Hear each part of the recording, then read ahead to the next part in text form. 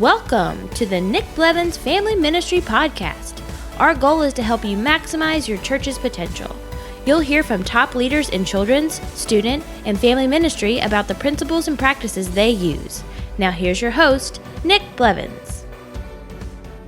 Hey everybody, welcome to episode 204 of the podcast. If you listen to this regularly, you might have noticed that there was a kind of a few week hiatus there, and that was not intentional. I've got interviews that I've been looking forward to sharing with you that have already taken place, but things got busy.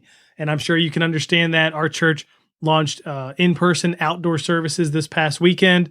We're talking about indoor services here and in-person kids ministry all in the next, 4 to 6 weeks or something like that. And on top of that, there's a ton of things going on with Ministryboost that we want to share with you, and I'll tell you more about that in a minute. So it's just been a lot. So we missed a few weeks there, but we're back, and we have Beth Cunningham from Church of the Highlands on to talk about Highlands Kids Ministry. And you're going to love this. It's an interview I've been working towards for a while now because I know what they do there, how great their ministry is, how they help other churches, how great of a leader Beth is. And so we talk all about Highlands Kids Ministry, what it looked like before COVID-19, after when it was online only. And then they've been gathering in person now with kids ministry for some time. So we talk about that and how do you manage both, which is a tension I'm sure everybody's going to be facing at some point if you aren't already. So you're going to love that interview. But before we jump into that, there are a ton of things going on that I want to let you know about. And one is the second annual volunteer Bootcamp with Ministryboost. It's a free online event all about leading volunteers. Last year, it was about the fundamentals, the core topics of leading volunteers. This year, it's all about leading volunteers now. So we talk about shepherding volunteers and caring for them during this tough season, redefining roles and teams, recruiting now. What does that look like in this season where not every volunteer, not every person is ready to attend or serve in person? Reactivating volunteers from the bench. How do you do that well? So we're going to talk about that. We've got a ton of great voices for you to lead in Volunteer Boot Camp. It's happening Wednesday, September 30th, 1 to 3:30 Eastern. If you miss it, no worries. You'll be able to catch all of it on demand and replay. However, we're giving away a ton of stuff that you'd have to be on the call live to get, including free Ministryboost membership, a bunch of our bundles like the Ministry Box Bundle, the new Family Retention Plan, 2 tickets to Orange's new Kids Ministry Exchange and Youth Ministry Exchange events that are happening online. So, and I'm going to talk more about that in a moment, but we're going to give away a ticket to each of those. So there's probably something like $2,000 worth of fun stuff that we're going to give away, books and some different things like that. So go ahead and register at ministryboost.org/bootcamp. And then, like I mentioned, Orange is launching KMX and YMX, Kids Ministry Exchange and Youth Ministry Exchange. These are 2 online 2-day events, kind of in lieu of the Orange Tour, if you're familiar with the Orange Tour or you've ever attended there. And as a partner with Orange, you can register for KMX or YMX through our link with Ministryboost. And if you do that, we're going to give you access for free to a brand new live course called Volunteer Reboot. So it'll be a lot of the same topics we're going to hit in boot camp, but boot camp is 2.5 hours, 6 sessions. We hit a lot of stuff, but we don't get to get as much in the weeds. Volunteer Reboot will be about rebooting recruiting and roles and teams. So it will kind of continue that conversation with how can we lead now and lead our volunteers in the season that we're in. And that's going to happen. It's going to start live after KMX and YMX happens. So all of that is at the end of October.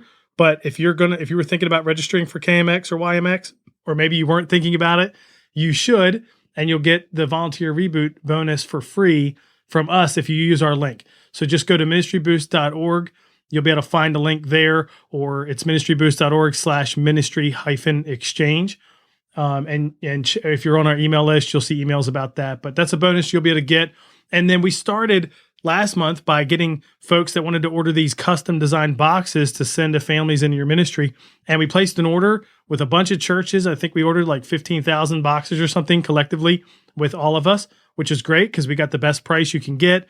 And we're all getting these awesome custom designed boxes. Ours are coming in here in a couple days, and we're going to be packing them for October. If you didn't order boxes and you want to order to have them for November, you want to order by October 1st. And you'll want to be thinking about Christmas. So we're going to be creating some custom Christmas and Advent designs if that's something that you want to do with boxes. And I would encourage you to think about ordering that now not waiting till the November 1st deadline, which you could do, but then you're not going to get them till the end of November. It's Thanksgiving week. So ideally, you'll get ahead of the curve on that. And you can get the bundle where we give a bunch of free resources for launching boxes in your church. And you can order your own custom printed boxes. Just go to ministryboxed.com or ministryboost.org and scroll down and click on the link there for ministry boxes. So October 1st is the next deadline. And again, you get them by the 24th of that month if you order by the 1st.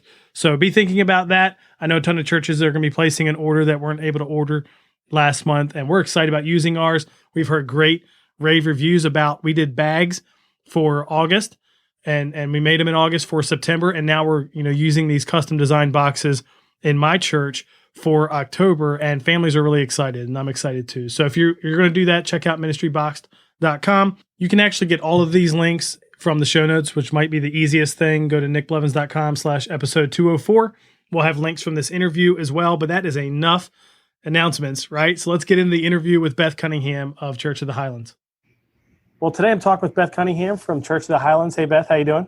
Great. How are you, my friend? I'm doing really well. Busy, crazy, all kinds of things in the midst of the season we're living in. But before we talk about that, because we are, and you're in the middle of that at your church, tell us about you, your family, and Church of the Highlands, which I'm sure a lot of listeners already know of. Well, I'm so honored to be with you, and thanks for having the conversation. Yes, I've been married to my high school sweetheart, Sean, for 24 years.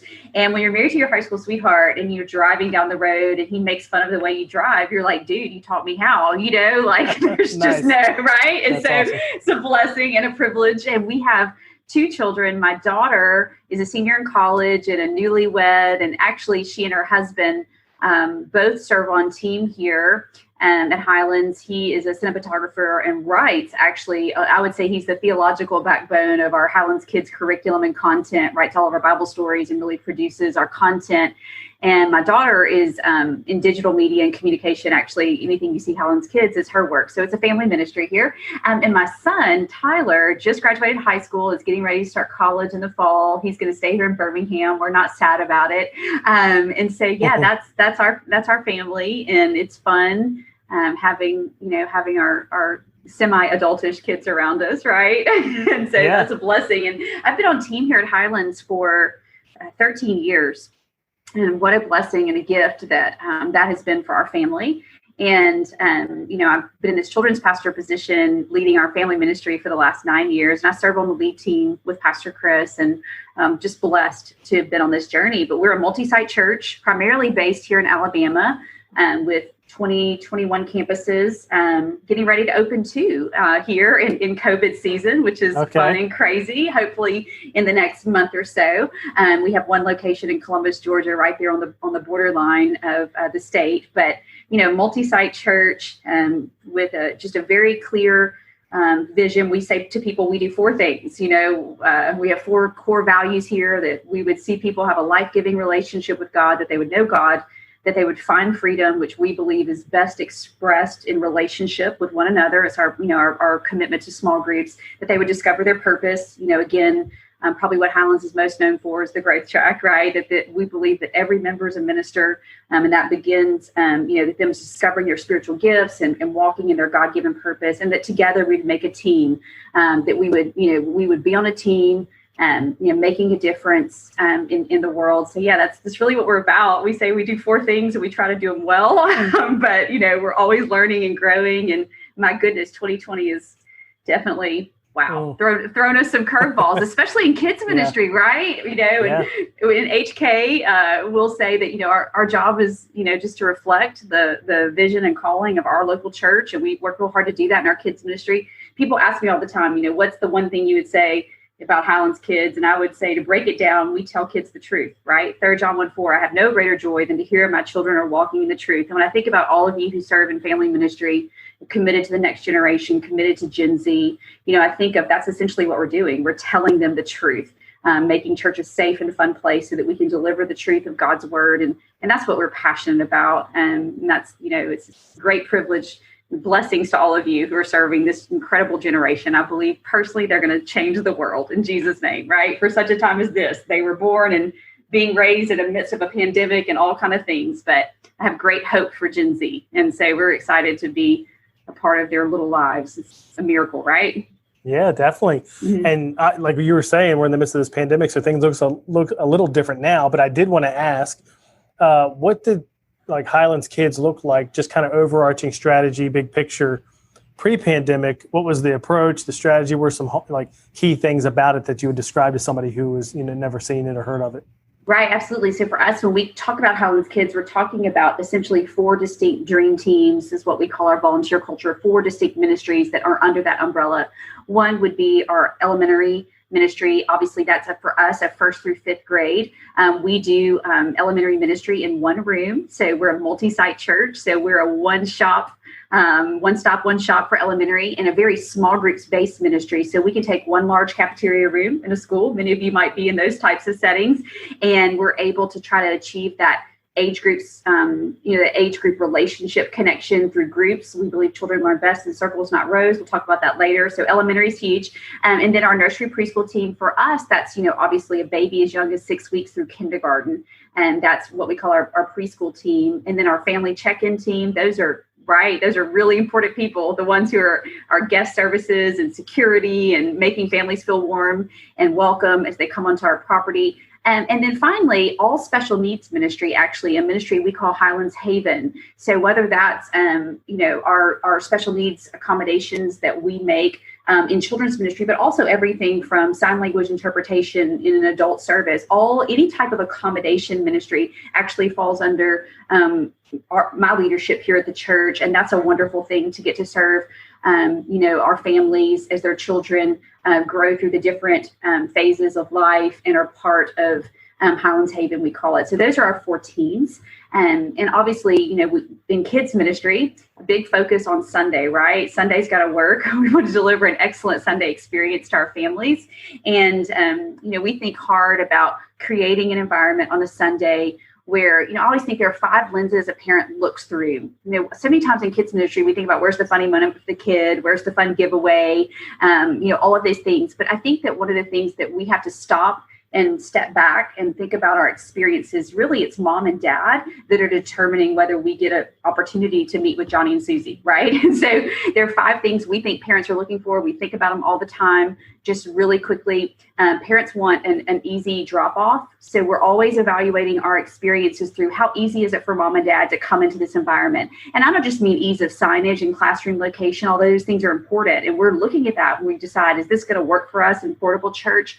But I mean, like, is it warm? Is it welcoming? Is someone, giving me an embrace when I come in 45 minutes late and still letting my child check in, right? Is there a smooth drop off?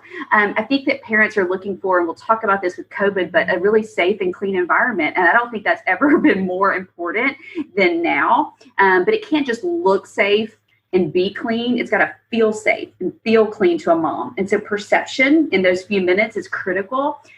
We would say parents are looking for a church ambassador. And what I mean by that is, are we designing and building leadership into our team that they are more than just the 3rd grade small group leader? They are more than just the person checking in. They're actually helping be that connection for that parent to a small group or to the conference that's coming up. Like I always say, we can't afford to be a tiny little kingdom with tiny little people in our tiny little hallway, right? Like we've got to be all in type of team that when I serve in kids, I know what it's like to be in a freedom group because I've led one. And I realize that because I love Johnny and Susie, now I've got an opportunity to speak into this parent's life. So we say we're proud to be ambassadors for Church of the Highlands as a Highlands Kids leaders. Very important culturally.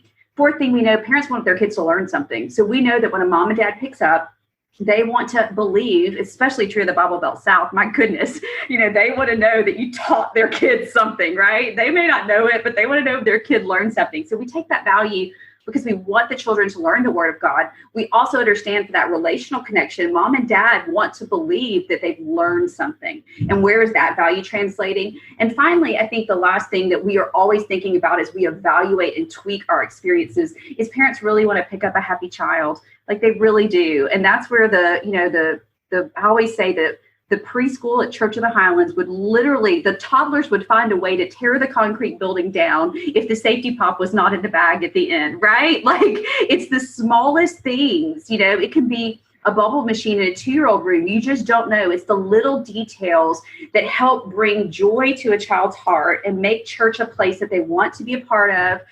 Because at the end of the day, mom and dad want to pick up a kid who's happy. And if the kid's happy, they're going to give all kind of grace for a sermon they may not have connected with, or, bad parking lot experience, or all the things, the hurdles that, we forget sometimes as church people. I always tell my team, it's so easy for us to forget how hard it is for a mom and dad, or a single mom, or a divorced dad, to load up his kids, bring them to church. And we forget as Christians, and we forget as church people, the obstacles they must go through. So I always look at those 5 lenses and think, okay, we need to make sure mom and dad, not only do they believe it's worth it, they know it's so valuable, they don't want their child to miss it. Does that make sense? It does. That's a great list of 5 things. They're kind of like values in a sense, but I mean, they're just a good guide for you. That's great. I love that. And I want to dig into a little bit of that, because you talked about groups and the volunteers are kind of like ambassadors for the whole church. I love that they think church-wide in mind, and they're ministering to the parent as well as the kids. But you were also talking about how Church of the Highlands is just known for groups and the connection and having more people in groups than average attendance. Tell us a little bit about what that looks like in kids ministry, especially practically. So it's a big room, and you said you revamped elementary recently to make it even more group centric. So tell us more about that. Absolutely. So, for many years, we had a traditional, I say traditional, but, in a contemporary church, but we had the elementary model where, kids come in, there's some type of loud game, and you're going to do worship, and you're probably going to have an object lesson. There's going to be like a preach, and there'll probably be a video, and then you're going to close, and you may have, 15 minutes of small groups at the end. And that's a very accepted, successful model that honestly served us well, and we ran well for many years. But about 2 or 3 years ago, I began a journey with our friends, honestly, at One Hope, God's Word Every Child, a missions partner of ours that really are experts, along with Barna, in studying Gen Z and the needs of this generation. And really, as I began to educate myself as a pastor and as a leader, just understanding that Gen Z, this group of children coming up, is not like the group of kids 15 years ago. They're just not. And their need for conversation and their need for relationship is so high. And we're even seeing it in 6, 7, 8-year-olds that really, we began to ask ourselves the question, we're a group-driven church. Everything for us is in a small group. We don't really have programs. We have groups. If you want to see something happen, start a group. And so we ask ourselves, okay, we're achieving groups in elementary, but not to the fullest extent. So there was one that the research was telling me kids are going to process, this generation needs to process the faith out loud. They don't just, they're not going to be wowed by any show, right? Like, we've got to get them in and conversate. 2, we really began to look at, the rabbinical model of learning. If you look at Jesus, when he was training the disciples, he did it by asking them questions. Right? He was rarely giving information. He was asking questions, right? And so we ask ourselves, how can we the kids learn to process the faith at a deeper level? And the third thing we saw was a felt need of parents. Parents were saying to us, I started noticing in the last 4 or 5 years, more and more parents coming to my office personally, more like surveys we would do through social media and things like that. Parents are telling us, I'm worried about my child's ability to make friends. I'm worried that my child is anxious. I need my child to come to church and make a friend. And so we started thinking, okay, so we see this kind of relational need, this relational gap in this generation, the need for them to process out loud, perhaps more than other generations. And so we completely revamped our small group, our elementary service to reflect groups. Now, people say, what does that look like? Essentially, all the elements are the same, but we group centric everything. So now when you come into the auditorium, we have free play, and the kids can pick their stations. And those in themselves are obviously very group centric. But when they go into their small group at the beginning of the service, instead of having a group game that's always just 2 people on the stage and screaming and all that, we're actually playing games in the groups. And groups may be competing against one another, right? But this whole idea that I'm with my people, my 12, worship, they spread back out, but every element of the service was group centric. Now, what made it work for us and work so well, we've been doing it for 2 years now, is that we started designing our curriculum where nothing was more than 4 minutes. So what we learned was we would watch a 15-minute video, right? A great video, one we'd make, one Life Church makes, Hillsong, some of the best content in the world. And I'm like, amazing. But what we're seeing is if we break it up into 4 or 5 minutes, so basically object lesson will happen. Let's talk about it. Then we do a learning objective. Let's talk about it. Let's watch the first 4 minutes. Let's stop and talk for 5 minutes. Let's watch the Bible story. Let's talk for 5 minutes. And all of a sudden we saw our kids processing the faith, sharing what's going on at school, bonding with one another. Our leaders became even more engaged because now I'm not just like crowd control till my 15 minutes to the end. I'm actually shepherding my kids throughout a whole experience. So we still have the videos, we still have the stage people, but every segment is guiding them to those 5-minute conversation pieces, and then back and forth. And it has served us so incredibly well. And obviously we're making our curriculum to suit that format. But I've also found, like right now, our kids are in a Life Church series because we're working on production of our next series in-house. And we just break it up, even using someone else's content. We break it up into that format, and we're seeing that same value placed on relationships. And it has been probably one of the most rewarding things that I've gotten to personally experience, because within a week or two, we didn't even tell parents we were doing it. You want to test things before you like, whoa. And right. Yeah. We're just soft launch, right? And within a week or two, we started hearing all this, hey, my kids just had the best experience they've ever had in Highlands Kids. What are y'all doing? And that's when we knew, okay, the whole short bites. Think about what kids watch on YouTube. My children grew up watching iCarly and Zach and Cody. Yeah. What do kids watch today? A 4-minute YouTube clip, right? Yep. And so, or even if it's a long clip, they cut it. They're very intentional about the cuts. And so we're like, why not design our service around that? And so it's like bite, conversate. And so we see like these 10-year-old boys all of a sudden participating in group, right? Because it's designed for how they learn. And it's just been such a rewarding journey to see kids really begin. And we say like that, the whole idea of learning in a circle, rather than information being taught to me. Right now, I'm actually processing the Bible. I'm processing relationship. I'm processing faith with a community of my peers, which, my goodness, if we can learn that at 7, how much better our life will be at 25, at 40, if that's just all they know is the power of that circle, the power of relationships and opening the word together. So we've been really blessed in that journey. And you mentioned this, that you're using Life Church curriculum, Life Kids curriculum. We're in a Life Kids right now. Yep. But you mostly write your own, and you, I think, came up with a new 6-year scope and cycle. And just wanted to ask real quick, like, what that looks like. Are you now writing it like based on this? Do you create video content? What does that look like? Absolutely, yeah. So we've been so blessed to be in the curriculum game for a few years. I think that I always told churches, I think one of the things that all of us are, as creative people and, as children's ministry leaders, we're always wanting to invent something, right? Like that's a tendency. And our philosophy is, my goodness, if someone has made a series on the book of Proverbs and it's great, I'll use Life Churches so then I can focus on the next series. That's our posture, right?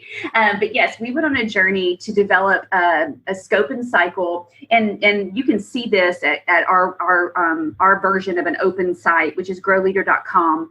But basically, we took and we said, okay, in 3 years, we want to teach the children going through the Bible and teaching them in kind of attribute type series. And then we used those same attributes and went through the next 3 years, different biblical content. So a parent can see over 6 years, every single thing their child is going to learn, which was a huge hit for our families.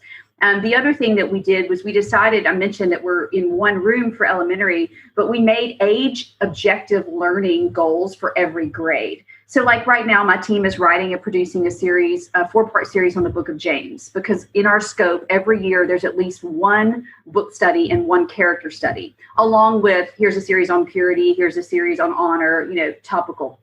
And so we have a book study on James that we're rolling out in September. But what we'll do in the small groups is we actually made learning objectives for each grade. So second graders might be memorizing the 10 commandments.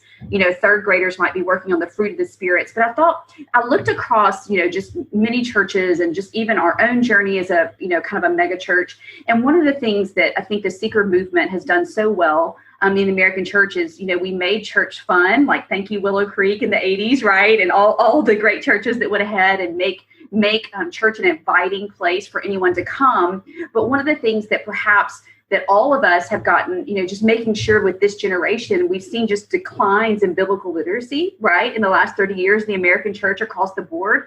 And so we need to step in and fill that gap. So how can we bring back the best of what Sunday school used to be, but still, right, have life-giving, very relevant messages that meets a child where they are? Can we do both? And we're fighting to do both in our world.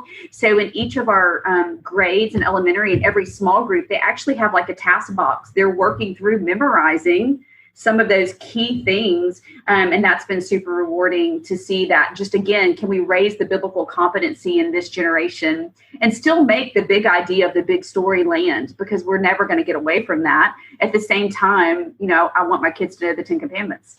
Yeah, sure. Yeah. And I'm sure people listening are thinking, where can I get those learning objectives? Is that something that's shared on Grow Leader?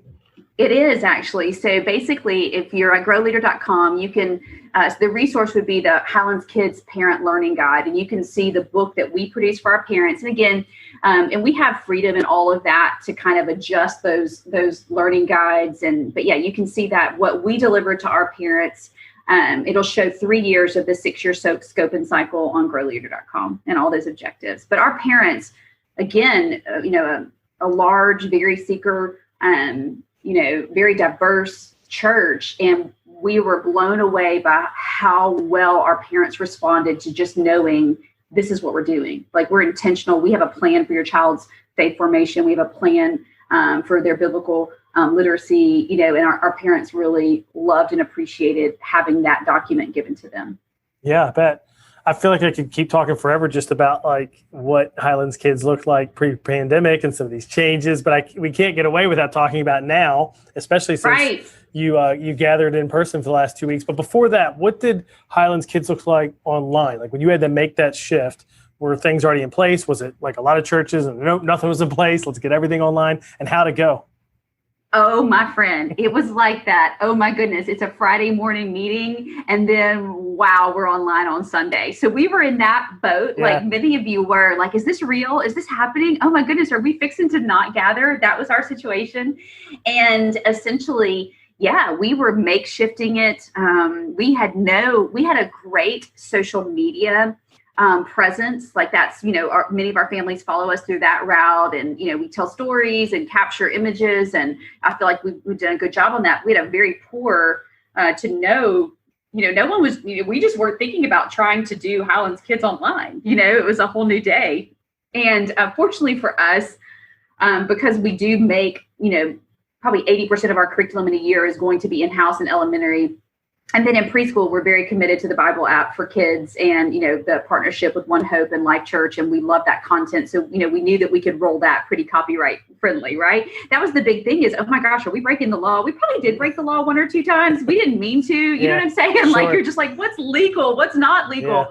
Yeah. But we went online and produced a preschool experience and an elementary experience. The first thing we learned the first week was we went in and created it like they were in service. So we hosted it and we had our people on stage leading worship and then, hosting the service. And then instead of having small groups, we had the questions come up on the screen for mom and dad.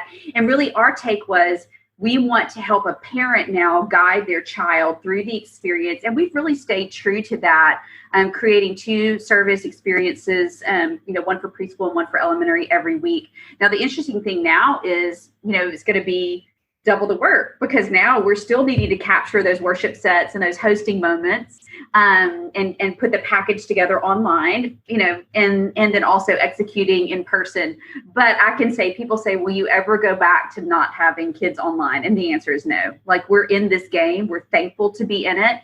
When you get stories of a non-church family in Iowa who stumbled onto Highlands Kids and their kids are watching it, or when we've had actually the first Sunday we were open, we had a family visit our church for the first time. And one of the stories we're hearing is, that they were, a friend told them about the kids ministry online, and to see them start to show up in person and now visit our church, so rewarding. And I think about all those parents, there was a recent Barna study I was a part of, so blessed to be a part of, the guiding children in digital natives and technology and the spiritual faith. It just came out this past year. And one of the number one reasons it said that parents would miss church, we think, oh, it's competitive sports. Those darn travel soccer teams, are keeping our kids away. And actually the Barna research showed that wasn't the case at all. The number one reason families missed was a sick child. And I think, again, how out of touch we can be. When my kids were little, someone always had an ear infection or a stomach bug, right?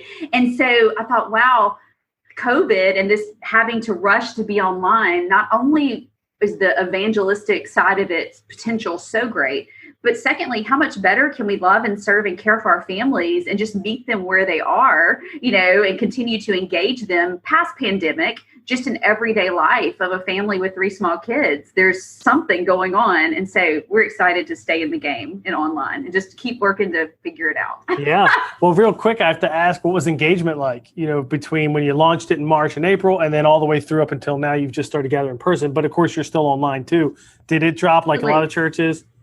Absolutely, it did. Yeah, you all saw that huge crescendo through Easter, and then you saw a dip, and you see a little right big, and then now we're just kind of holding steady in the online. One of the things that we have found though is the on-demand feature has been huge. Where so on what we've noticed about kids ministry from the beginning was that parents they're watching the main service, and sometimes their kids in there worshiping with them, and it might be Tuesday or Wednesday before they're sitting down and doing Highlands Kids together. So we saw, we still see robust numbers of on demand during the week, but definitely, the dip, and there is that concern, I think, just across the church world in general, that there's, is it really true that there's 25% of people who have just fallen off the map, and as pastors, we have to lean into that and really pray and seek the Lord on wisdom and connectivity and relationships, but definitely on demand and reminding parents. One of the things we found is every time we do a swipe up on Tuesday or Wednesday, reminding them to watch kids, we'll see that engagement number go up. And so that's been interesting to see as well, for sure. But yeah, we all saw the Easter rise and and I feel like that's true of our church, but it was more pronounced with kids. And in my world, I felt like kids' engagement online never, in our church, I felt like we actually had more watching online than attended on average. Sure. That never really happened with kids. And so then to drop from there was certainly disappointing. And we've made some changes. We're on YouTube now. We're doing some things different. I feel like it's better. It's a lot better. But it's still not quite the same. And then, absolutely, we're not gathering in person yet, but you are for 2 weeks. So I got 2 weeks under my belt. I got to ask about that. How did it go?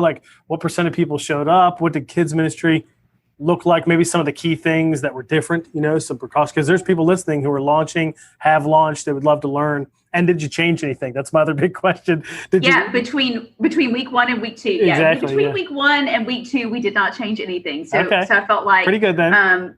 As far as protocol, policy, procedure, that part was good.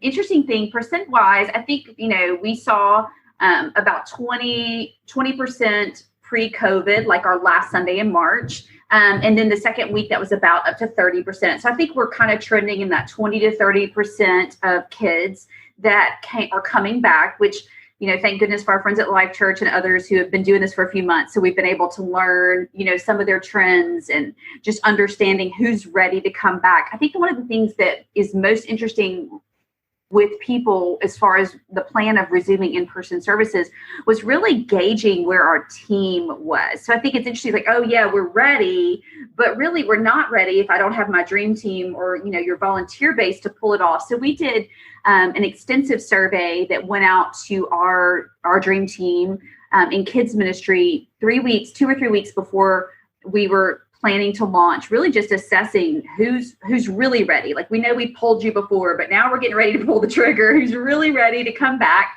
And that was really interesting. In that survey, we have about 5,000 people that serve in kids ministry at Highlands, and 60% of them were ready to come back. And we asked them questions like, are you okay wearing a mask? Are you okay having your temperature scanned? And they're like, yes. There were about 60% that were yes now.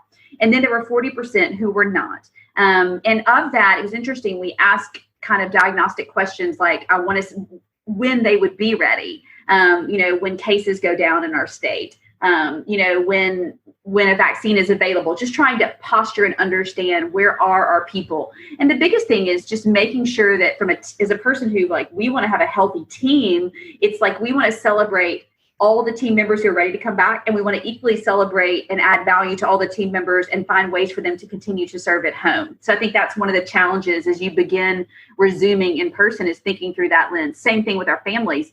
Our families that are staying at home to worship are equally as valuable as our families who feel comfortable coming back to service. And we want to celebrate both. But yeah, we didn't find any major policies. That I think if you want to check out our basic protocols, go to churchofthehighlands.com, go to the COVID-19 page, and you can see the whole description on kids ministry, our policies and procedures, what parents see. On the back end of what you won't see on the probably on the parent side of information is just things like thinking through all the details. I noticed I went into our elementary room and we still had an art table, but there were individual trays. And at the individual trays, there were individual crayons in the plastic wrappers, so that they weren't reusing crayons. Every child had their 3. At the Lego table, instead of having all the Lego tables, there were individual trays with a sorted amount of Legos for each child that could be swapped out, right? So still doing all the things that we do, but adjusting to do them in as safe as way as possible. In preschool and nursery, again, just protocols, have less toys in the room, but rotate them out between services. So everything can come out, and then there's a 9:45 bin that goes in, and then we take it out at 11:30. So again, lessening what we do, but just executing, as clean and safe a way as we possibly can. The hardest thing was the 1-year-old little girl, maybe she was 18 months, who wanted to bring her unicorn into the classroom. And I happened to be standing at the door. That about broke my heart, because she's having a full meltdown and we wouldn't let her bring her toy in the room. So a couple of things, just not allowing things in the classroom, things that we would have not made a big deal pre-COVID are a big deal right now. But our parents were gracious, and they're adjusting, to some of those just sensitivities. The other positive thing I would say about relaunching and COVID in general, got to look for the silver linings. It gives you a chance to change anything you want, right? So Sure. if we ever really wanted to retrain our parents on kids not bringing in their favorite unicorn, now's the opportunity, because, right? And so I keep reminding my team, there's a gift in this. We get to rebuild. We get to rebuild our church.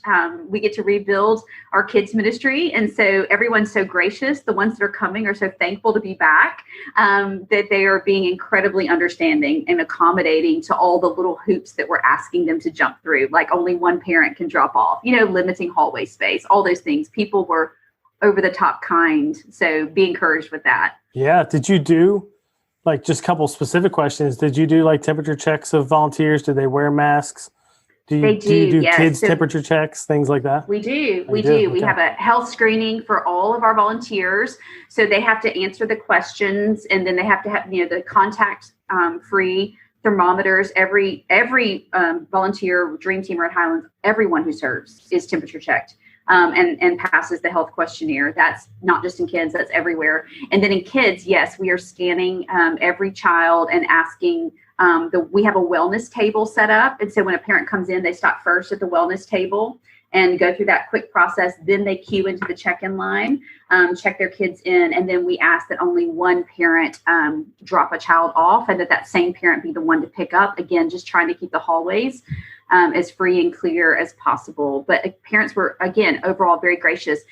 We obviously, we did not require children to wear masks. All of the leaders are required to wear a mask. But it was interesting, from campus to campus, at some locations you'd see 80-90% of kids in masks. At other locations you'd see almost no kids in masks. So again, I think every community was different, but we did ask all of our leaders to wear a face covering. Did you have, I know our friends at Life Church, they scanned, and then they had a plan, if a kid did have a high temperature, I think they had a bag they would give them, and it had a way to get them out of line that wasn't embarrassing and terrible. Did you have anybody that, had the high temperature and you had to call an audible? We did not have anyone. And I think Alabama right now is, we're one of those states that are probably in a little bit of a hot spot. So I think as far as COVID cases, I think overall our people are being very cautious. And so we didn't have anyone come in ill. We do have a room that they can go to. We have a designated. The team knows that if a child was to present with any symptoms while they were in service, we have a room to take them to until mom and dad can come and pick them up. But we didn't have any issues with anyone coming in sick. Praise the Lord. So 2 Sundays in, we'll see, right? Yeah, definitely. Well, I want to wrap up with talking about kind of Grow Leader and how you resource churches, but also Growth Track is so popular. There's a Church of the Highlands thing that's everywhere. A lot of churches call it Growth Track. They run it just like you run it. A lot of churches don't call it that, but that's basically what it is. It's a 4-week plan to help teach groups and serving and intro to the church and change the world. And some people use the dream team terminology that you call your volunteers, right? It's just so popular because it's so effective. And I just wondered, is there any tie-in with kids ministry? Like, is there anything that reaches, and you and I were talking about that before we recorded. So tell us about some of the connections there with kids ministry. Absolutely, yes. So, we think, obviously, everyone that serves at Highlands has gone through the Growth Track. So a lot of times, many of you might be at churches where, you don't have to be a member to greet, different strategies for being on teams. For us, every person that's serving in any capacity has been to the entire Growth Track, which means they've gone through membership, they've learned about their spiritual gift, they've signed a leadership honor code, they've been trained, so it's a pretty thorough process, a 4-step process. And so how that affects us in kids is obviously, one, we feel like we get, our screening and on-ramp process is really high. So it produces, a good caliber of potential leader and development. But the biggest exciting thing we see in kids ministry is seeing a generation of kids begin to serve. So one of the most exciting days in a child's life at Church of the Highlands is when they finish 5th grade and they're in the summer going into 6th grade and they get to start serving on the dream team. We call them the JV dream team. Those are our middle school kids who get to on-ramp. Many of them will go through the Growth Track and they begin to serve. The vast majority of them end up in Highlands Kids.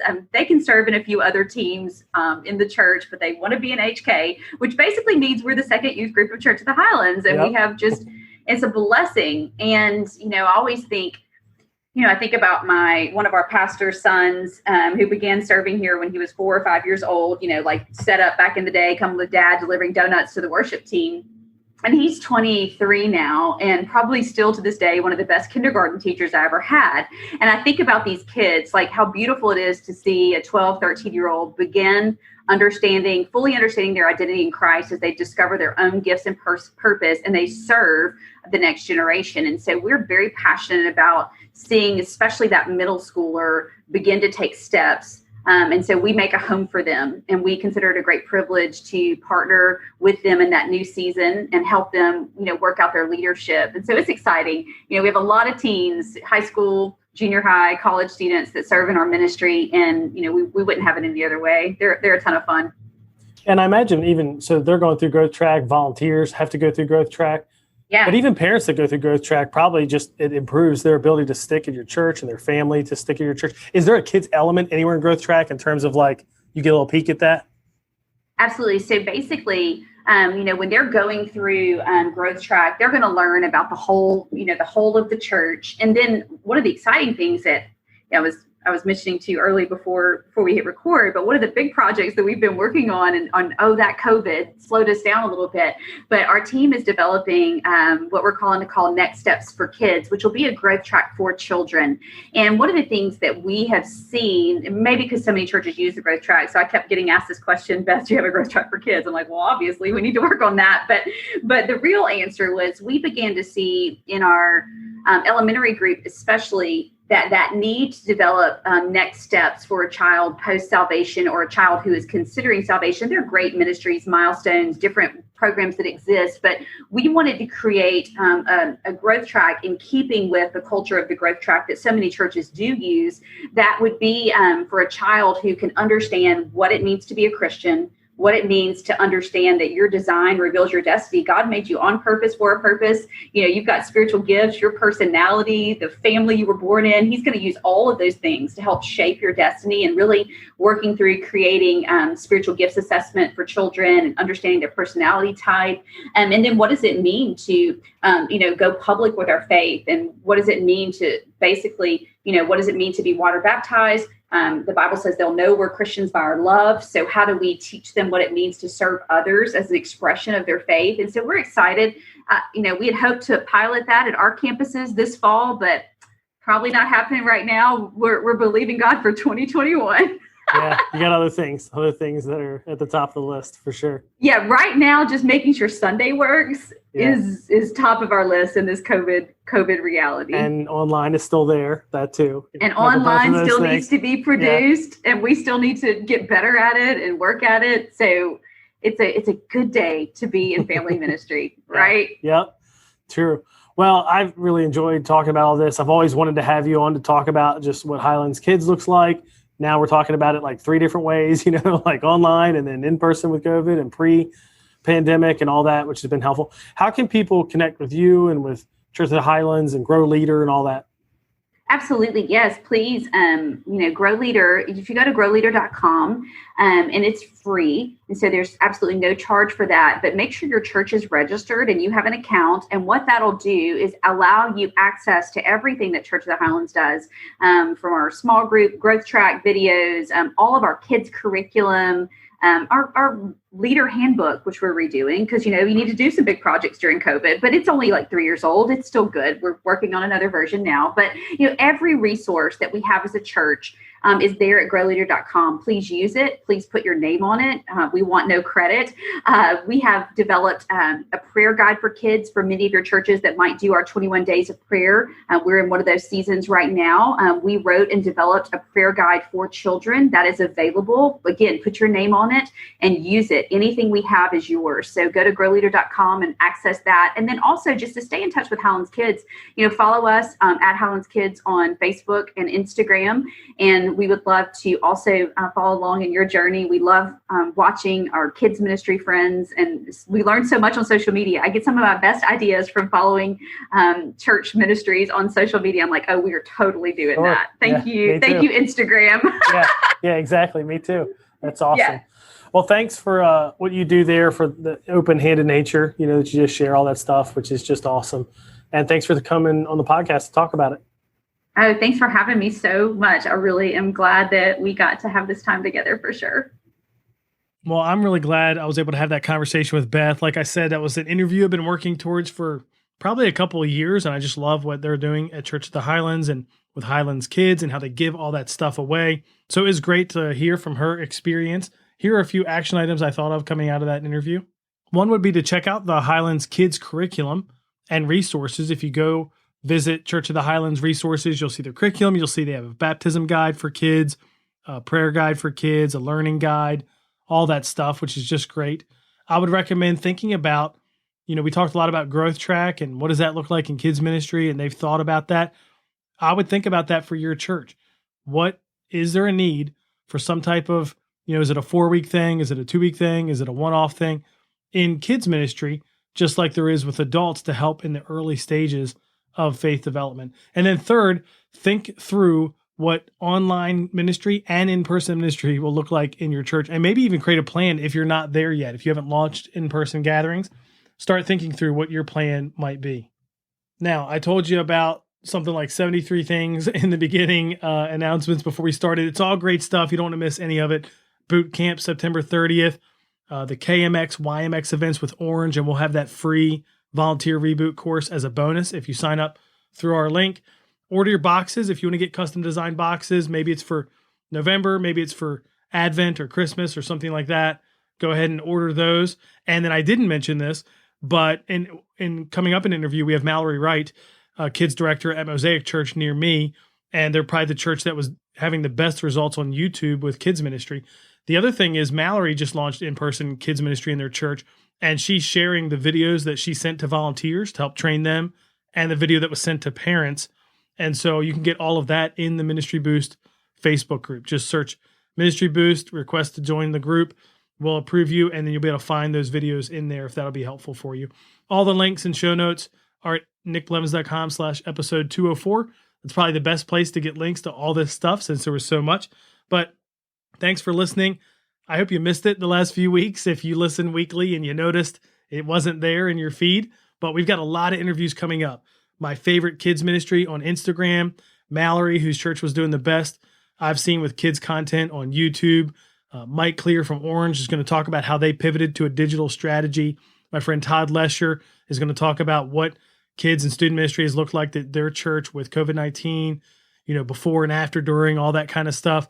Chris Sasser is going to talk about how they reorganize staff and volunteers around 3 buckets to serve families during this season. So there's just a ton of great interviews coming up. You're going to love that. Make sure you subscribe so you never miss an episode, and I'll catch you next week on the Family Ministry Podcast. Thanks for listening to the Nick Blevins Family Ministry Podcast. We hope this helps you maximize your church's potential. We would love to hear stories of how you apply what you've learned. You can do that by leaving a comment on iTunes or in the show notes at nickblevins.com.